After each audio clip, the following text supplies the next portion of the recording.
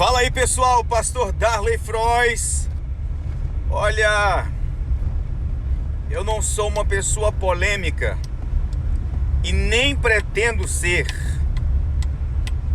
mas eu amo a obra de Deus, respeito os homens de Deus, não faço piada com as coisas de Deus, não zombo de quem pula de um pé só, de quem fala línguas, não faço brincadeira com reteté, com essas coisas.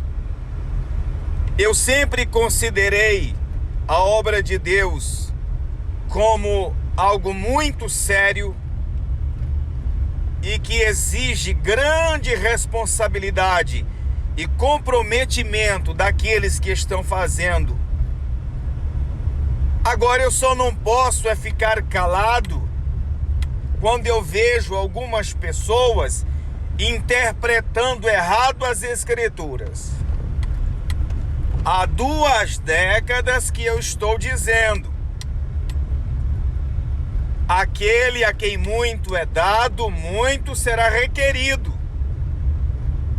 Mas a verdade é que algumas pessoas se introduziram em nosso meio, tentando interpretar as Escrituras de um modo carnal, de um modo natural. E a Bíblia é um livro extremamente espiritual e que se discerne espiritualmente. Eu leio as Escrituras Sagradas há mais de 2 décadas e já me deparei com diversas passagens de difícil interpretação. O próprio apóstolo Pedro, referindo-se aos escritos de Paulo, ele diz que há pontos difíceis de se entender. Se um homem como o apóstolo Pedro, de grande espiritualidade, encontrava partes difíceis de se interpretar, o que vai dizer do pastor Darley? Ou de outras pessoas que estão tentando encontrar a interpretação correta? Muito bem, existe algumas pessoas aí falando, e é interessante que esse mesmo discurso, ele é antigo. Já há muito tempo, o Senhor Jesus teve esses adversários que falavam que ele não ressuscitou. E é interessante que estes que defendem que Jesus não ressuscitou estão buscando argumento justamente nos escritos do apóstolo Paulo, que o próprio apóstolo Pedro disse que havia pontos difíceis de se interpretar. Mas quanto a esta passagem usada por eles, é de fácil interpretação. O texto diz o seguinte: para quem o apóstolo escreve este texto, havia uma discussão. Algumas pessoas diziam: Jesus não ressuscitou. Outras pessoas afirmavam: não, ele ressuscitou. E é o caso de algumas pessoas hoje dizendo que o apóstolo Paulo, quando diz assim: irmãos, por que algumas pessoas estão dizendo que Jesus não ressuscitou, sendo que de fato ele ressuscitou? Ora, se Jesus não ressuscitou, então é vã a vossa fé, e todos aqueles que morreram acreditando que Jesus ressuscitou estão perdidos. Eles afirmam que Paulo está dizendo neste texto que Jesus não ressuscitou. Eles esquecem do contexto, o que vem antes e o que vem depois da afirmativa de Paulo. Eu estou dizendo isto não que haja necessidade de interpretar o texto, porque o próprio contexto já interpreta dizendo.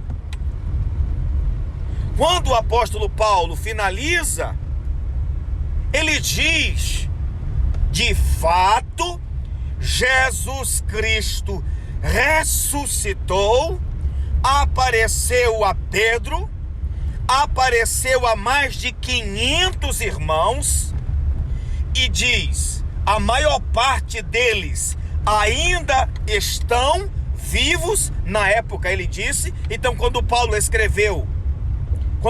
disse essas palavras, a maior parte das pessoas que viram a Jesus ressuscitado ainda estavam vivos. Maria Madalena viu Jesus ressuscitado. Os apóstolos viram Jesus ressuscitado. Os 2 homens no caminho de Emaús viram Jesus ressuscitado. Jesus apareceu aos 12 depois, de várias formas, por um espaço de 40 dias, comendo e bebendo com eles, em um corpo ressuscitado. Quando os discípulos estavam pescando, e Jesus disse: joguem a rede para determinada região, e que eles pegaram vários peixes, Jesus estava ressuscitado. Quando Jesus diz assim: me dai também desses que vocês apanharam agora, Jesus tinha ressuscitado. Quando o Senhor Jesus está falando com Pedro: Pedro, tu me amas? E ele diz: Senhor, tu sabe que eu te amo. Outra vez: Pedro, tu me ama? O Senhor sabe que eu te amo. Pedro, o Senhor sabe que eu te amo. E por terceira vez o Senhor pergunta e Pedro se entristece.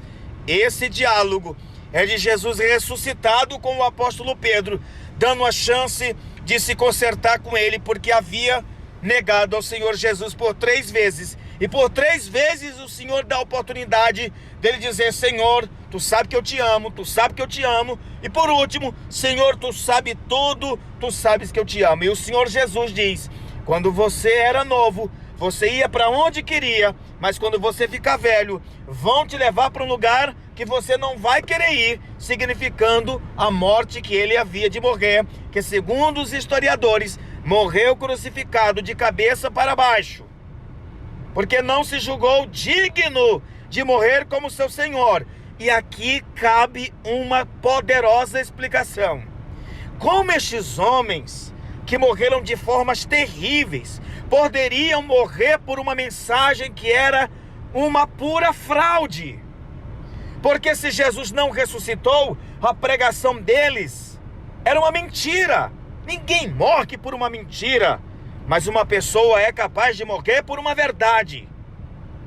Jesus ressuscitou. E o apóstolo Paulo, em Atos capítulo 9, quando saía de Jerusalém com destino a Damasco, um resplendor do céu o cercou, uma luz tão forte, mais poderosa do que o sol ao meio-dia.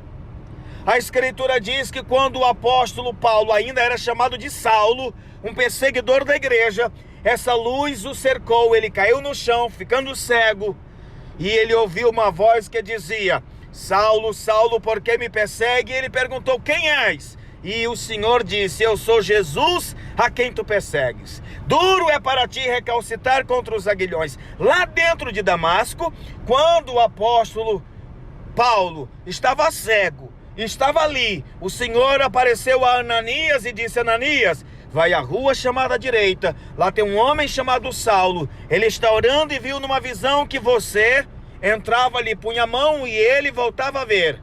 E Ananias diz: Senhor, muito tenho ouvido falar deste homem. Aquele tem poder e autoridade para prender os que invocam o teu nome. E assim, uma série de outras passagens bíblicas atestam que Jesus ressuscitou. E o evangelho de nosso Senhor Jesus tem esta âncora, esta coluna, este poder que autentica que Jesus é realmente quem disse ser, que ele morreu e ressuscitou.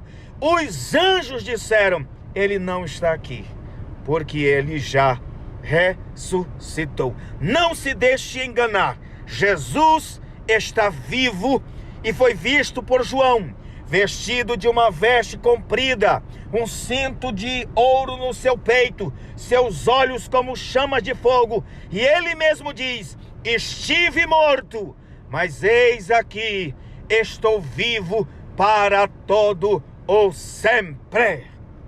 Deus te abençoe.